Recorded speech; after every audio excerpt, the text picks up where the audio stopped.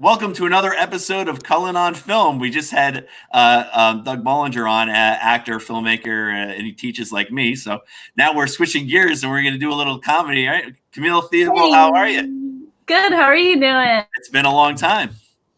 I know. I know, right? Years, it feels like. I know. It goes by so fast. But we go pretty way back. I met you a long time ago at a film festival. A long time ago, the Catcher Film Festival.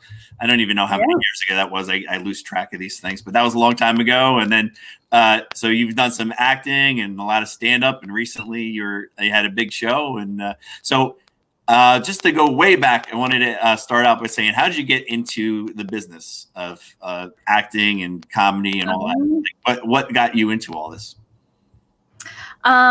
So as a kid, I remember watching a lot of TV, and I watched particularly a lot of MTV. And I became obsessed with music videos and Britney Spears. I really loved Britney Spears. I wanted to be her.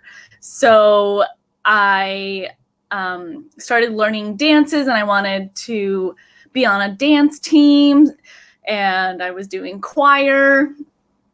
My dad's side of the family is very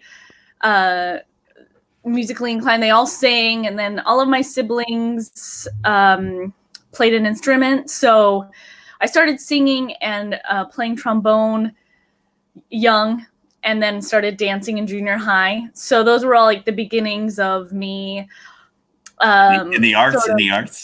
Getting into the arts. And even in elementary school, I auditioned for our school big play that we did, and I auditioned for Annie, and I didn't get it, and I was so mad. I was so angry.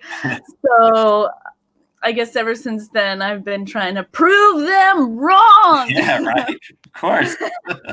I'm still no Annie, but yeah, that kind of started the whole thing. And I pretty early on, I was like, oh, this is what I'm going to do. And I would tell people, oh, I'm going to perform for a living. And they would go, oh, yeah, nice little girl. Okay. And here you are doing it. I never let go. Yeah. And then you came all the way to New York City. How long ago have you been in New York City? I moved to New York in late 2007. I graduated high school 2007 in May, and then saved up money, worked all summer, and came in October. Yeah. My sister was moving here, and she called me and asked, hey, so we've been looking at apartments, her and her husband at the time, and it's really expensive. So we were thinking maybe you could move with us, because they both knew that I loved to sing and dance, and that I wanted to pursue acting and all of that. So I had to tell Colorado State University that I was not going to come, and I was moving to New York. So yeah, I was like, sure. I mean, when else am I going to have an opportunity to move to a big performing arts city with family? That's such a rare thing, at least in my family. So moved with them, and didn't have a job or hadn't applied to any schools. I had no idea where I would go. And started to apply, and then within 4 months, I was going to an orientation and going to school. Oh wow! And you went for did you go for the arts? Yeah, I went to the American Musical and Dramatic Academy, musical theater major. So my strength was dance, and I knew I needed to get better at singing and acting, because I'm short, and dancers tend to need to be tall to book. Yeah, I've noticed that. There's a lot of tall dancers. Yeah. Yeah, if you're short, your prospects are limited. You could be a interpretive dancer. Well, it's great that you're here because for our students, we have the Arts Academy. We have dancers and singers and actors and filmmakers and so much more, just all around arts. And I do the TV film part of teaching, but we have every kind of different faucet of the arts in the school. So it's great to have you on to talk about all this. Yeah, awesome. So you went from there. You went from the school, and then. What happened from that moment? So while taking classes, it was a 2-year conservatory, very quick, a lot, all crammed in at once, very dense schedule.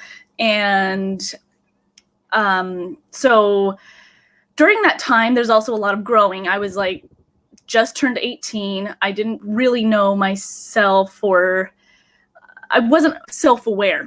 And so my teachers had to kind of be like, well, I know you want to be the lead in Chicago or like in Cabaret, and you want to do all these sexy, dancey, sultry roles, but you don't come off that way, and you're not really that type.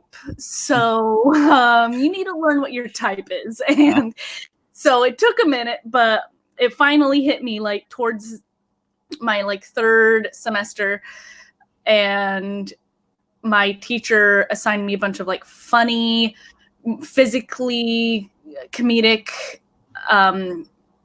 musical theater songs, and they were really focused on the acting more than the singing, because also at that time my voice was not developed. I had a lot of holes, like I could sing really low and really high, and then the middle was complete, just like not there. And so there was a lot of issues I had to work with at the time.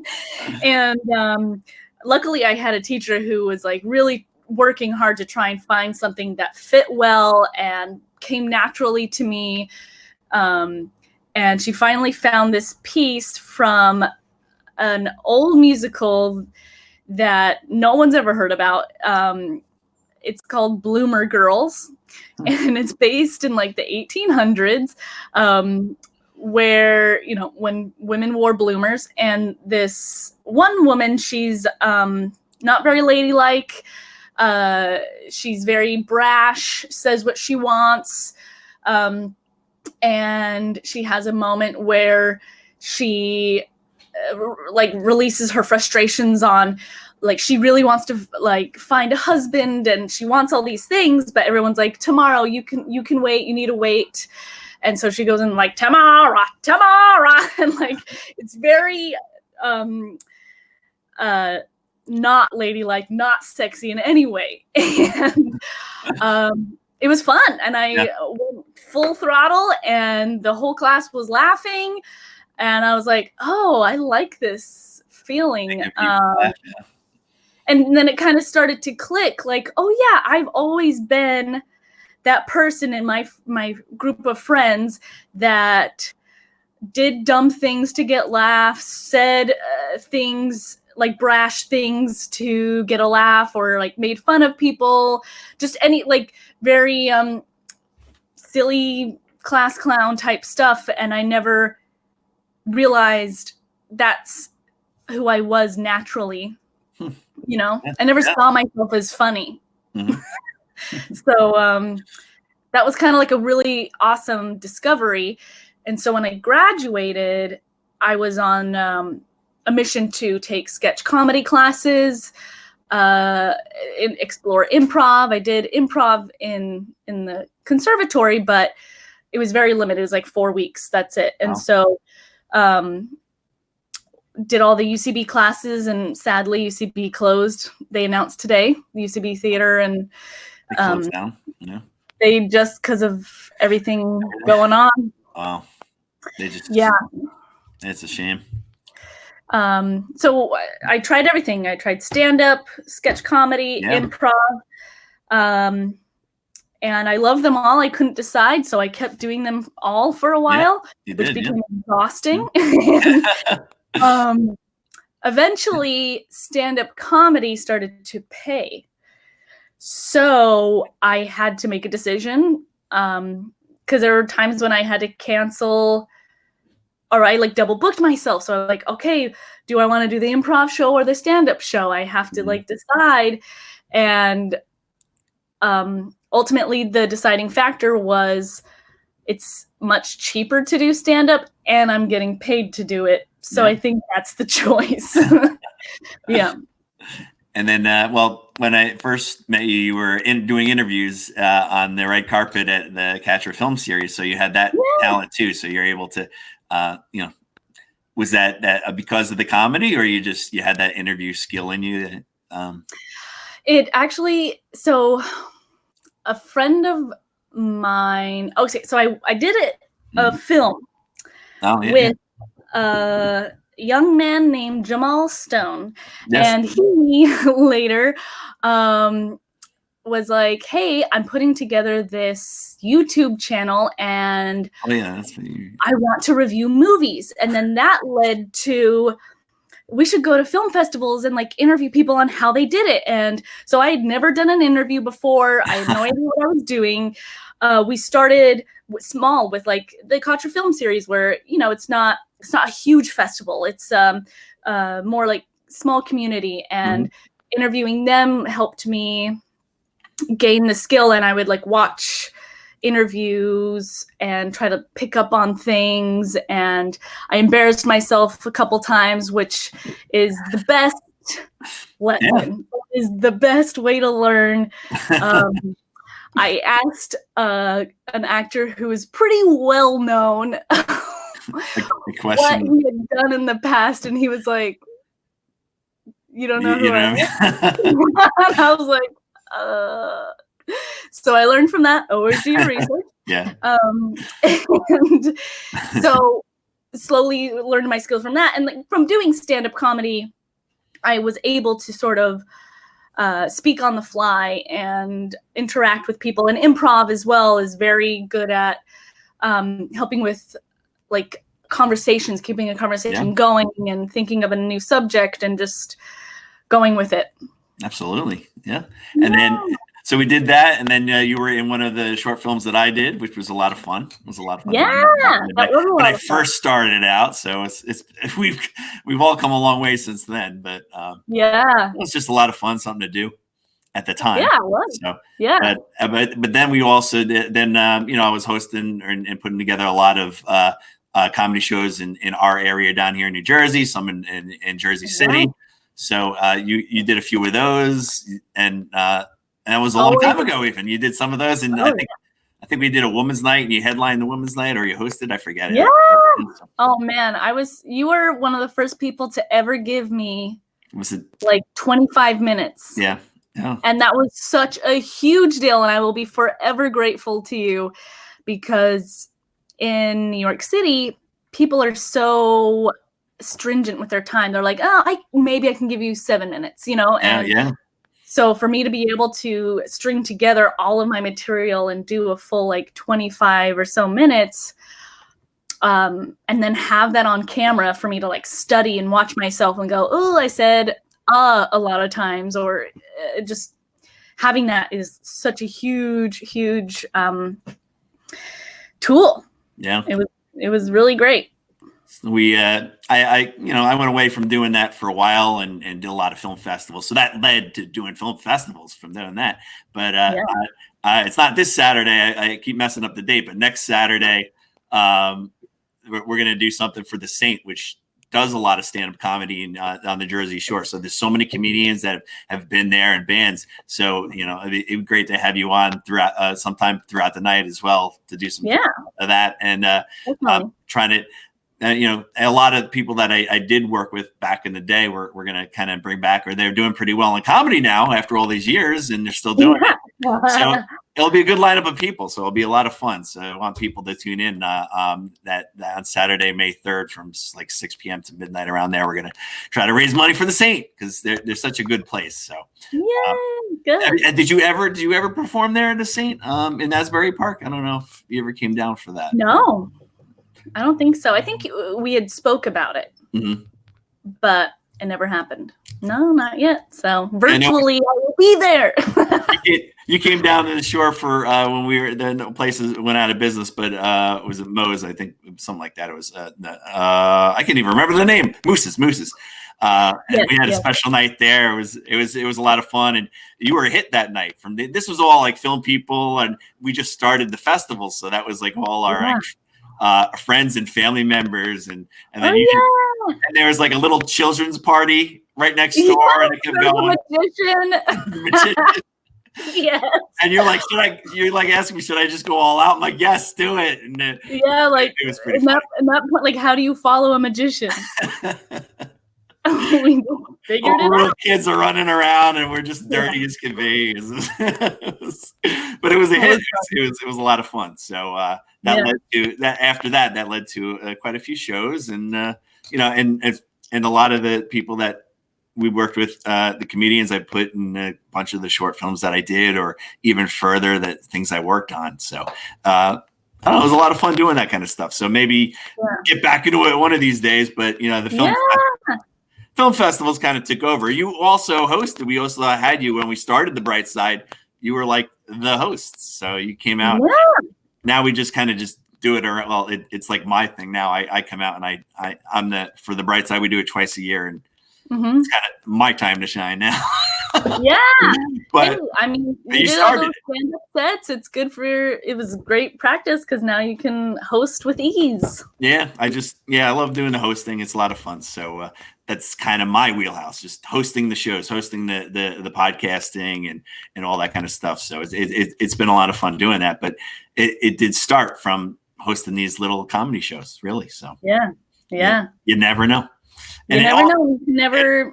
You never know where you're going, where you're going to be. And it's best to just go for the ride and pick up the things as they're offered to you. And you never know where it'll take you.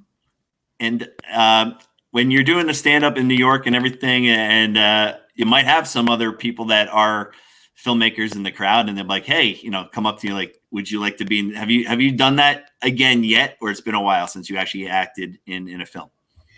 A film per se, or like a short film or something.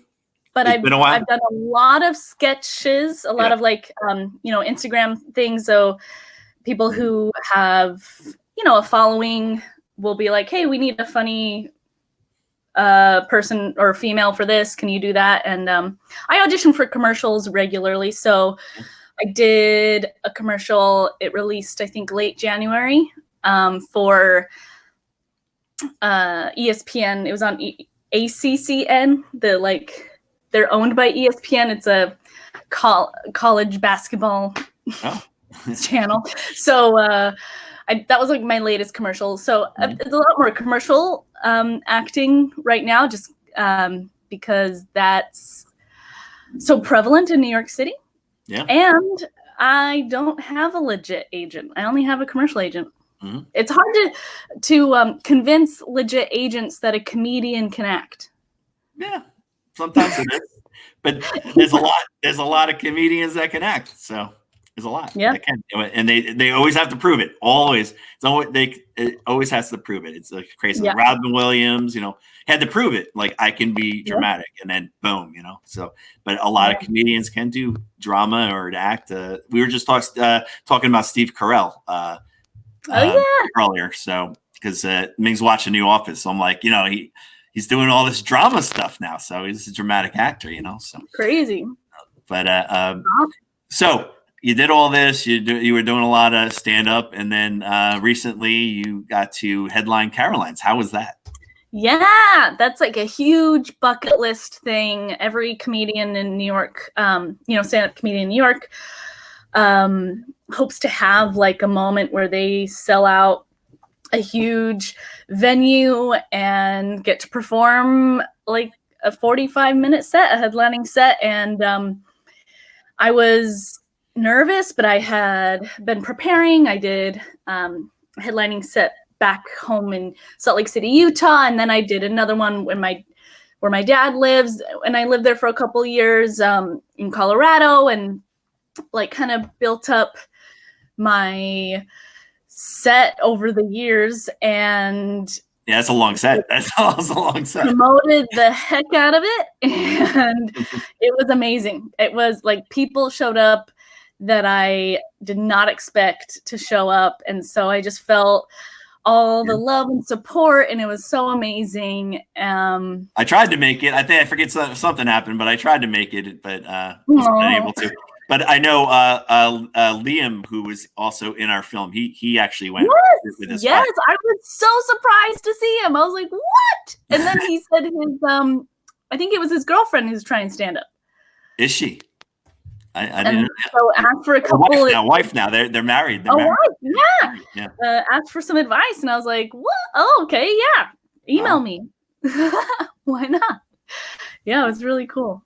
She was actually in a little. We did a short film that Liam produced. I produced with Liam called Marathon Mouth, and we put her in it, and it was a really funny scene. So I guess she got that comedy chops now. Right? Yeah. But yeah, he told me out of the blue. He's like, "Yeah, guess who I saw?" I was like, "Oh wow!" So I had no idea he was even going. So that was pretty cool. Yeah, it was. I was so touched. Like I walked down the stairs. Went into the green room and was like, I'm happy if there's like 25 people. I'll be happy, because that means at least front couple tables are all full. Yeah. I look out and it's like, they had to open up the second tier of seating, and I like saw people that I hadn't seen in years, and I was like, okay, don't cry right now. You can't cry because you have to be funny. Oh, it was really, really touching. And I got an awesome tape out of it. So I've been submitting that tape to different comedy festivals and looking to put it out on some like audio platforms so that people can listen, like SoundCloud and Spotify. We're on SoundCloud. You're going to be on SoundCloud on this. Yeah, we're going. That's going to be the next thing. So, So, when you're doing that, did you do 2 shows that night or just one? I don't know. Like a lot of the comedy clubs do 1 show and then the next show. Did you have to do that twice? No, it was just the one-off. Yeah, but I got a cool poster out of it. Yeah. Wow. Yeah. It was a special night. Yeah, that's a big deal. Ming over here, the producer, he said he actually also sold out a night at Caroline's himself. Nice. Come on, he did that. That's funny, but because it was with Kevin Smith, so Awesome. But he was there, so part of it. And so he also sold it out. That's what he. But so, what's next for you now from this point? So I have been recording and preparing a podcast. Where it's fun to do. It's great to do. It's a lot of fun. Yeah. We are waiting for the official release of the Real Housewives of Salt Lake City to start releasing our pre-episodes where we talk about each housewife and get into all the gossip. I'm not really a reality TV person, but I am from Salt Lake City, Utah. And when I heard that we had a Real Housewives show coming out, I got very excited. Okay, because that's great. Everything about Utah is always polygamy or Mormonism. And I'm like, finally, we have a show coming out that will show like everyone else who lives in Utah, because I wasn't Mormon. A lot of my family's not Mormon. So it's like, nobody gets to see the other people. It's like 50%. It's like 50-50. 50 religious, 50% not. So and then everyone goes out there for Sundance. Yes. Yeah. I'm like, what do you think? Who runs Sundance? Do you think it's all Mormon run on this? No.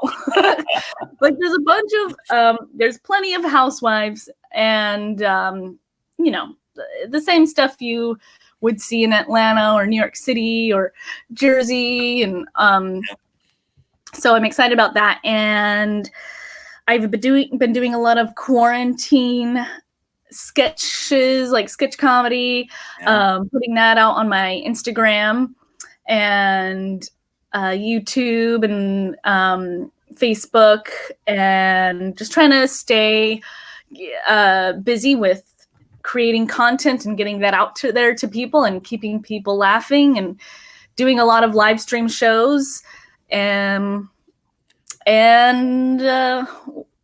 yeah, that's what I'm working on. A lot of writing, a lot of material.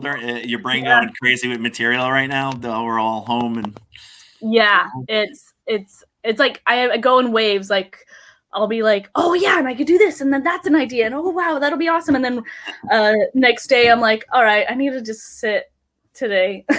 Yeah. Are all the days like one? Like I don't even know what day it is half the time, but I do have to know because I do teach and I'm online all day long. But even now I'm like, what is it? Tuesday, Wednesday? No, I don't even know. I have no idea. No, I feel like now people don't know what day it is, and so that saying that like time is a construct, like time is just this thing we made up to organize our moments in life, and now no one can tell the difference between one day and another. And I'm like, see, now you get it. But it's funny, it feels to me like March took forever and April's just flying through. So it's like I think people are just getting used to just doing this right now. Hopefully not too much longer, but it's gonna be longer. At least for New York. New York's going to be there's a hotbed there, right? Yeah. My dad lives in, you guys are okay? Well, I'm down the shore, so we're, it is getting worse because, travels. Most people worked in New York City and brought it down. So, but I know Jersey City is also a pretty hotbed, and that's my second home. I love going to Jersey City. So it's unfortunate, but we have a film festival in August in Jersey City, so I'm hoping that would be like the opening, the big, back to normal, sort of back to normal. Hopefully, I don't know. So. Yeah, I turned 31 in August, so it better be over. Okay. I know, right? I need to go partying. Okay. Well, hopefully, if people just stay home, maybe it will. Yeah, that's the problem. So that's the problem now. Everyone's starting to lose it, so they're going outside. So. Yeah, I mean, as long as we have tests, that's the thing. We gotta have tests to know who has it, and then everyone can go outside. Yes. So we'll see. But so we're right now in New Jersey. We're here till at least May 15th. Maybe go back to school. We're not sure yet. So we just keep doing this. We're doing our regular classes online, but since I teach film TV, what better thing to do is get people at home. So I've been getting people out in California and New York and everywhere to come on and do the podcast. So it's getting booked up. It's pretty crazy, and a lot of talented people, and it's been awesome. So I want to thank you so much for being a part of it. Just before we wrap up and everything, I would love for you to just pretend that all my students are out there, all my Arts Academy, and they're sitting here. Like we have people in the classroom usually that come in.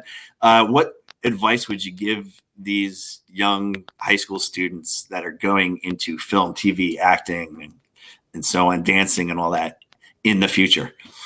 I would say try everything. Don't put yourself in a box until you've tried it. If you're a filmmaker, try acting once just to see what it's like to be on the other side. If you're an actor, write, produce, film something yourself so you can see from the other perspective what it's like to work with an actor. And because sometimes it ain't pretty. Try everything. Try comedy, drama. You don't know what you're really good at or what you love until you've done it. Yeah, absolutely. That's great. You have anything you want to promote? Any websites? I know Ming was putting on some websites on the side there on the scroll now. Is there anything?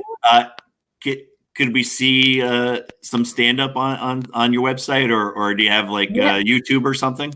I have a couple clips here and there on YouTube. There it is. I have a lot of clips on Instagram, Camille Comedy. Putting stuff up on TikTok, Camille Comedy 2. And those are the main ones. I do have a couple things on YouTube, but I'm less active on there. But yeah, I'm trying to pump up my YouTube. I'm trying to get it pumped up. It's great on Facebook, this show, but YouTube, we do have a YouTube page, and I'm like, come on, go to YouTube. So we'll see what happens. I don't know. It's like, it's weird. Not as many people like YouTube anymore, or go on as much, but they're watching the content, but I don't know. They're not subscribing. They're just watching content. Yes. So I'm waiting for Cobra Kai to come back for season 3. That's what Yes. But I've been watching Ozark every night now. The last couple nights here, someone kept telling me about it, and I put it on. I can't stop watching. I'm obsessed. So I planned it. I'm at season 2 already. I just went through season 1 in the last 2 days. So wow. That's what I'm gonna do. I need to catch up. It's so good. It's so good. I just like in the last couple weeks watched Game of Thrones, and I'm on the last season now. So I'm finally up to date on like our recent television icon, like huge, like that show changed everything. Yeah, I couldn't follow it when I always do work when I'm watching, so it was hard for me to follow. So I got it now. I think once I get my work done, I could just go and sit and watch it and kind of There's pay so attention. many like itty bitty details in every scene that if you miss it, you're lost. That's why I was like, I don't know what's going on. I tried watching it. I'm like, I'm doing work. I'm doing it because I ADD and just all over the place. And I'm like, I have no idea what's going on. So I gave up. So I got to get back to it. So we'll see. Yeah. Now is the time. Now is the time. Yeah. So we'll see. But hopefully we can get you up on here on May 3rd. That'd be great. And and maybe we'll see you on something in the future. Hopefully get to see you stand up again soon if we get back into this. I'll be excited to go see that. So thanks for coming on. It's been great to talk to you again. It's been a while. So thank you.